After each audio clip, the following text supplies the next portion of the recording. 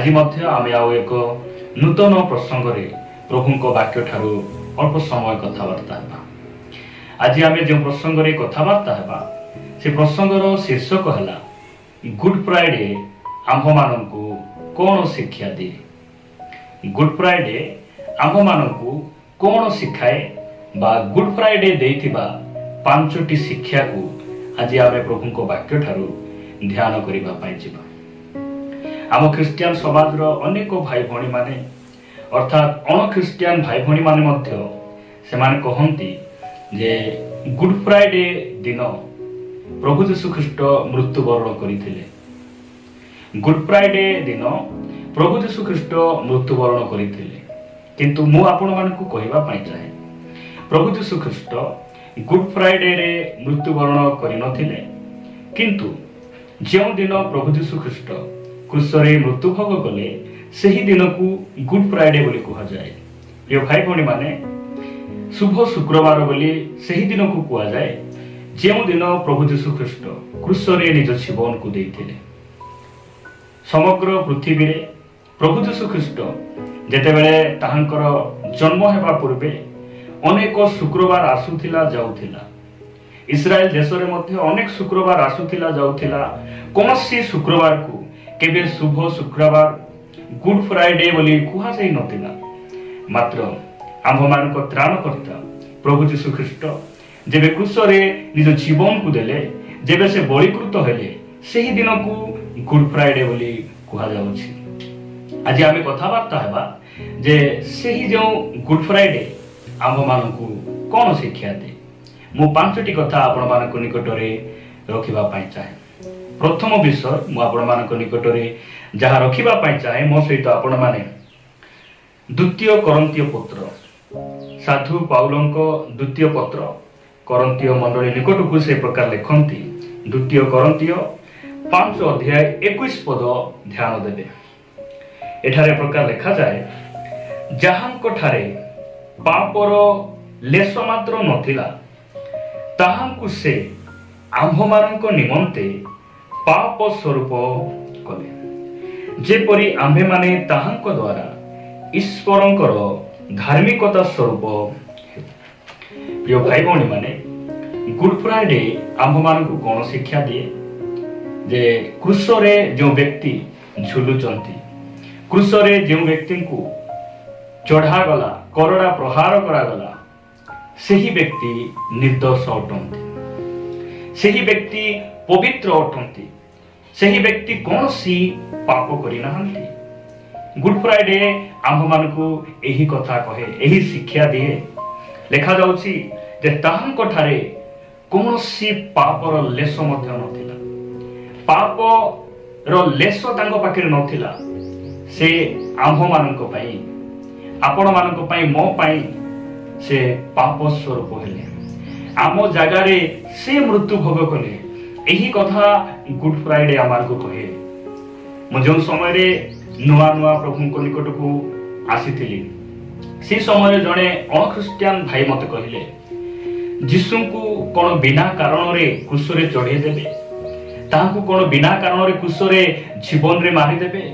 से पाप करिथिबे, से भूल करिथिबे, नहले केमिति तांको क्रूसरे चढ़ा जिवो। प्रिय भाई भणी माने मु एई कथा मु बुझी नथिली, वाक्य जानि नथिली, मात्र मु परे बुझिली प्रभुंकर वाक्य द्वारा से मते कथा हेले जे से मो निमंते मो जागारे मोर अपराध सकाशु से क्रूसरे क्रूसार्पित हेले। गुड फ्राइडे एहा आमार को शिक्षा दिए क्रूसरे जो व्यक्ति सकाळ 9 घंटा ठारू संध्या 3 घंटा पर्यंत जो व्यक्ति क्रूसरे चढ़ी झुलुचंती सही व्यक्ति निर्दोष अटंती, से पवित्र अटंती, से कौन सी पाप करिनाहंती। प्रिय भाई भणी माने जदि आपण माने मो सहित प्रथम कोरिन्थियो को आसीबे, प्रथम कोरिन्थियो पत्र 1 अध्याय 18 पद लिखा जाए कारण विनाश प्राप्त हेउथिबा लोकमानक प्रति क्रूसर कथा मूर्खता मात्र, किंतु परित्राण प्राप्त हेउथिबा आम्भमानक प्रति ताहा ईश्वरंक शक्ति अटे। प्रिय भाई भणी माने आज अनेक लोक यीशु को परिहास करती। क्रूसरे जो व्यक्ति मरी जाउछंती, तीनोटी कंटारे जो व्यक्ति झुलुचंती, से कि परमेश्वर हो पारिबे, से कि प्रभु हो पारिबे? से निजको रक्षा करि पाउनांती, से कोन आम्भमान को रक्षा करि पारिबे? एई प्रकार अनेक लोक थट्टा परिहास आज भी करुछंती। सेही दिन क्रूस तले रही अनेक लोक मस्तक हलाई कहिले, परिहास कर कहिले, ए जेबे ख्रीष्ट, ए जेबे जिहुदी मानक राजा, ए जदि परमेश्वर को पुत्र क्रूसरु ओल्हे आसु। प्रिय भाई भणी माने, एही प्रकार लोक माने काहेकि सेमान कहंती? कारण सेमानकर चक्षु शैतान अंध करिछि। आ धन्य से परमेश्वर आपण मानकर चक्षु, मो चक्षु को से फिटाइछंती। आमे बुझी पारिछु जे आम स्थान रे से मृत्यु भोग करिछंती। गुड फ्राइडे आमान को देउथिबा प्रथम शिक्षा जे क्रूसरे जो व्यक्ति झुलुचंती से सिद्ध अटंती, से पवित्र अटंती, से कोनसी पाप करि नाहंती। मु द्वितीय कथा आपण मानक निकट रे रखिबा पई चाहे। आपण माने मो सहित द्वितीय कोरिन्थीय पुस्तक को आसीबे। द्वितीय कोरिन्थीय मो सहित आपण माने पढ़ी पारिबे 5 अध्याय 7 पद। एठारे प्रकार लिखा जाए, तुम्भे माने तो खमीर शून्य लोक, एणु जेपरी तुम्भे माने नुआ पिंडुला होई पारो, एथिपाई पुरुणा खमीर बाहर करि पकाओ। कारण आम्भ मानक निस्तार पर्वर मेषशाबक अर्थात ख्रीष्ट मध्य बलिकृत होइछंती। प्रभुଙ୍କ नामर गौरव हो। प्रिय भाई भणी माने, गुड फ्राइडे आम्भ मानक द्वितीय शिक्षा कोन दिए जे तुमे पुरातन स्वभाव बाहरी आस, तुमे नूतन स्वभाव परिधान कर। यही कथा गुड फ्राइडे आमान को कहे।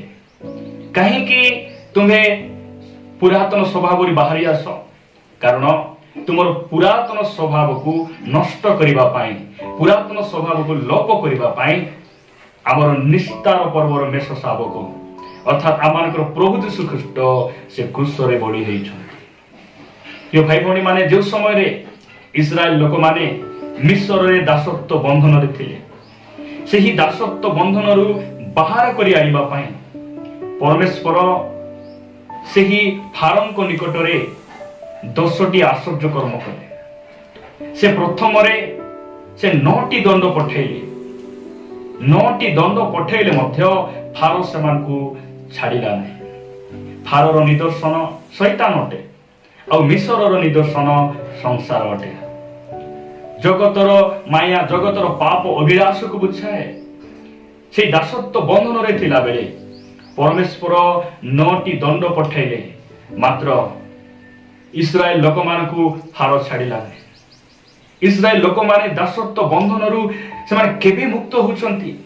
आपण माने जानंती कि जेउ दिन से दशम दंड पठाउचंती, अर्थात सेही दशम दंड पठेइबा पूर्वरु इस्राएल लोक माने यदि आपण पढ़िबे यात्रा पुस्तक 12 अध्याय 5 पद रे लिखा जाए, इस्राएल लोक मान को कहिले जे तुमे गोटे निर्दोष मेषशाबक को कोन करिवो?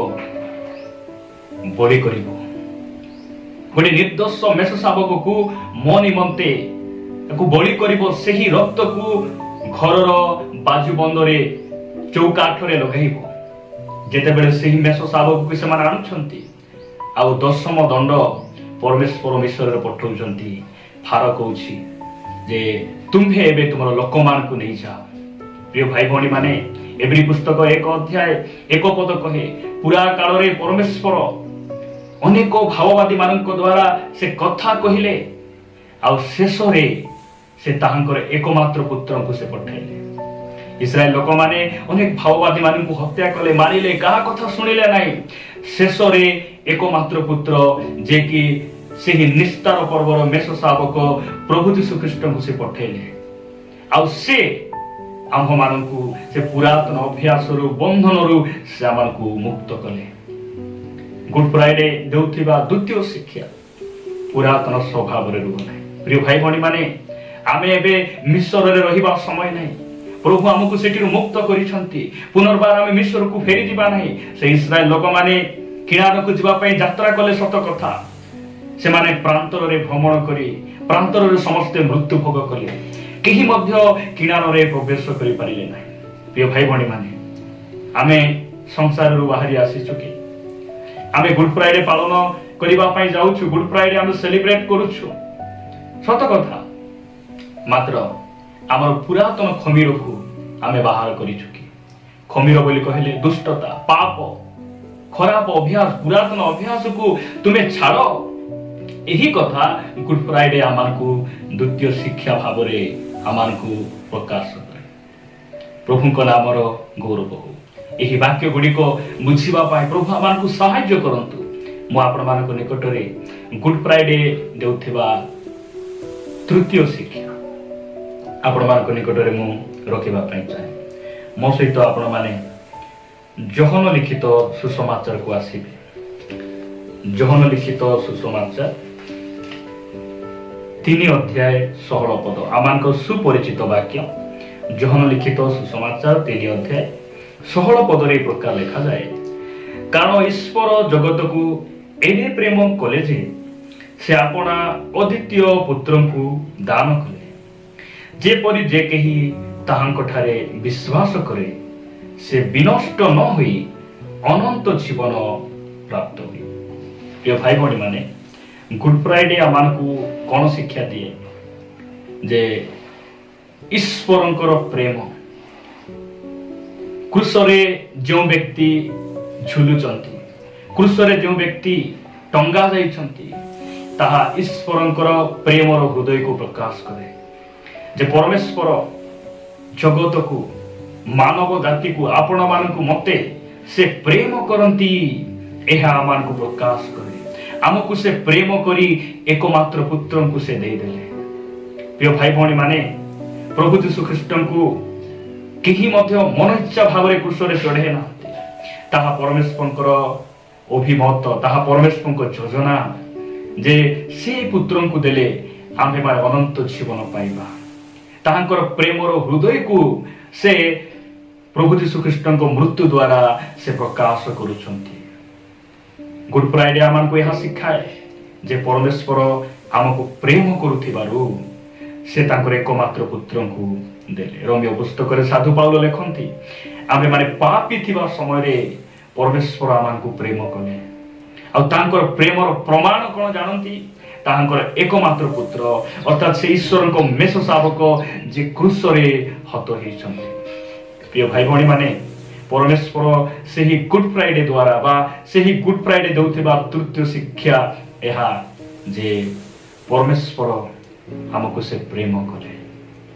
ଆଜି ଯଦି ଆମେ ଯୀଶୁଙ୍କୁ ବିଶ୍ୱାସ କରିବା, ତାହାଙ୍କ ଉପରେ ଆମେ ଭରସା କରିବା, ଆଉ ସେ ମୋ ଜାଗାରେ ସେ ମରିଛନ୍ତି, ଏହା ଆମେ ହୃଦୟରେ ବିଶ୍ୱାସ କରି ଯୀଶୁ ହିଁ ପ୍ରଭୁ, ଏହା ଯଦି ଆମେ ମୁଖରେ ସ୍ୱୀକାର କରିବା, ପ୍ରିୟ ଭାଇ ଭଉଣୀମାନେ, ଆମେ ବିନାଶ ହେବା ନାହିଁ, ଆମେ ଅନନ୍ତ ଜୀବନ ପାଇବା, ଆମେ ତାହାଙ୍କର ସ୍ୱର୍ଗ ରାଜ୍ୟର ସନ୍ତାନ ହେଇପାରିବା।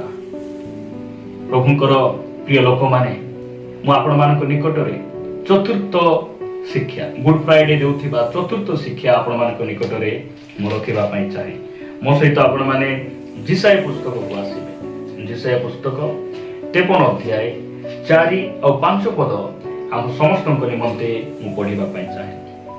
ଲେଖାଯାଏ, ନିଶ୍ଚୟ ସେ ଆମ୍ଭମାନଙ୍କର ଯାତନା ସବୁ ଧାରଣ କରିଅଛନ୍ତି ଓ ଆମ୍ଭମାନଙ୍କର ବ୍ୟଥା ସବୁ ବୋହିଅଛନ୍ତି, ତଥାପି ଆମ୍ଭେମାନେ ତାହାଙ୍କୁ ଆହତ ଓ ପରମେଶ୍ୱରଙ୍କ ଦ୍ୱାରା ପ୍ରହାରିତ ଓ ଦୁଃଖଗ୍ରସ୍ତ ବୋଲି ମଣିଲୁ। 5 ପଦରେ ଲେଖାଯାଏ, ମାତ୍ର ସେ ଆମ୍ଭମାନଙ୍କ ଅଧର୍ମ ନିମନ୍ତେ କ୍ଷତ ବିକ୍ଷତ ହେଲେ ଓ ଆମ୍ଭମାନଙ୍କର ଅପରାଧ ନିମନ୍ତେ ଚୂର୍ଣ୍ଣ ହେଲେ। ଆମ୍ଭମାନଙ୍କର ଶାନ୍ତିଜନକ ଶାସ୍ତି ତାହାଙ୍କ ଉପରେ ବର୍ତ୍ତିଲା ଓ ତାହାଙ୍କ ପ୍ରହାରରେ ଆମ୍ଭେମାନେ ସୁସ୍ଥ ହେଲୁ। ପ୍ରିୟ ଭାଇ ଭଉଣୀମାନେ, ଏହି ବାକ୍ୟ କହେ ବା ଗୁଡ୍ ଫ୍ରାଇଡେ ଆମକୁ କ'ଣ ଶିକ୍ଷା ଦିଏ? ଯେ ପ୍ରଭୁ ଯୀଶୁ ଖ୍ରୀଷ୍ଟଙ୍କର ଜନ୍ମର 750 ବର୍ଷ ପୂର୍ବେ ପ୍ରଭୁ ଯୀଶୁ ଖ୍ରୀଷ୍ଟଙ୍କର ସେ ତାଙ୍କର ଅସ୍ତିତ୍ୱ ମରିୟମଙ୍କ ଗର୍ଭରେ ନଥିଲା।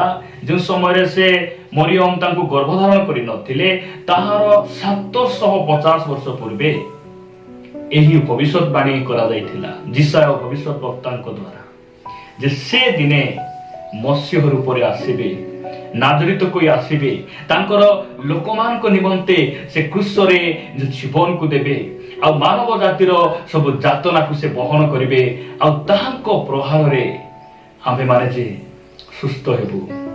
ଏହି କଥା ଅନେକ ବର୍ଷ ପୂର୍ବେ ପ୍ରଭୁ ଯୀଶୁ ଖ୍ରୀଷ୍ଟଙ୍କର 750 ବର୍ଷ ପୂର୍ବେ ଯେ ଭବିଷ୍ୟତବାଣୀ କରାଯାଇଥିଲା, ଏହି କଥା ଗୁଡ୍ ଫ୍ରାଇଡେ ଆମକୁ ପ୍ରକାଶ କରେ। ପ୍ରିୟ ଭାଇ ଭଉଣୀ ମାନେ, ଗୁଡ୍ ଫ୍ରାଇଡେ କଣ ଶିକ୍ଷା ଦିଏ?